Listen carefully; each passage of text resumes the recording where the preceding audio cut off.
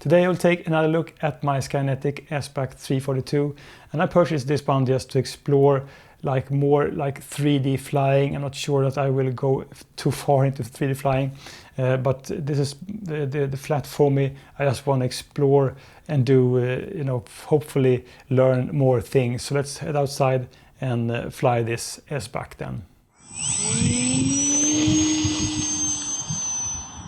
There's some wind today.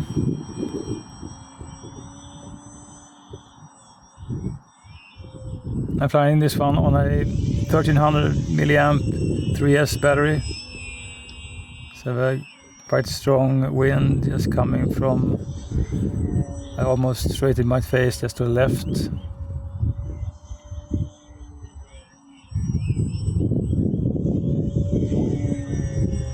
I purchased this plane then just to learn to improve my aerobatic flying skills, and also to dip my toes into like 3D flying, prop hanging and such things.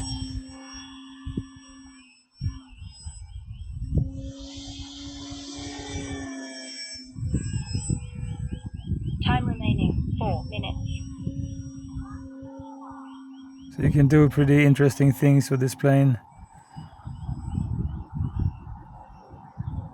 I think it's also good because when you have a kind of an RC plane that isn't like your usual mix of RC planes, you do learn a lot, which you then apply on all your other RC planes.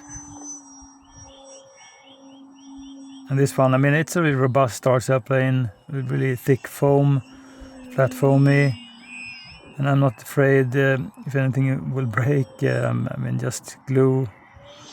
And I mean, the worst thing probably is I will break the prop if I have some sort of loose orientation, or just to push myself above my limits then.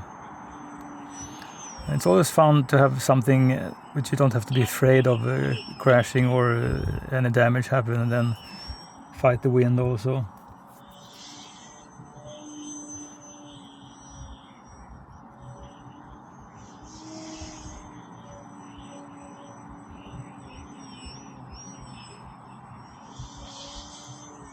This is also a plane which you can fly quite close to where you're at. So you don't have to have a big field to move this around in the sky.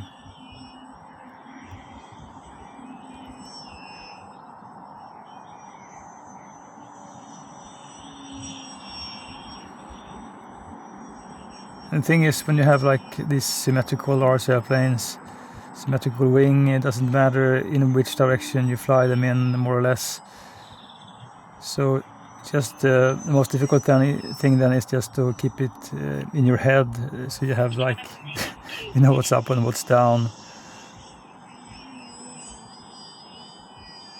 It's fun just hovering a little bit before I lose control.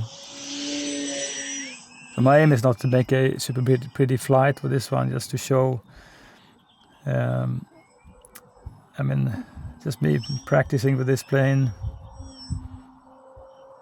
It's also quite small, so it does push me when it comes to just to orientate an RC plane.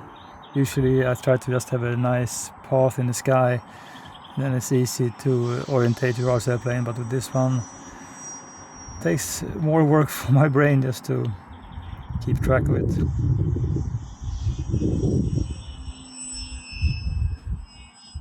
I'm glad I purchased this one because it will surely just evolve my flying skills.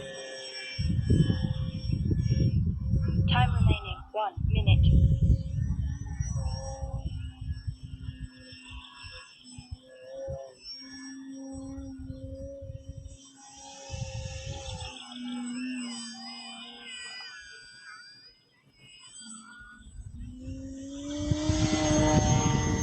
So it isn't really a speedy RC plane.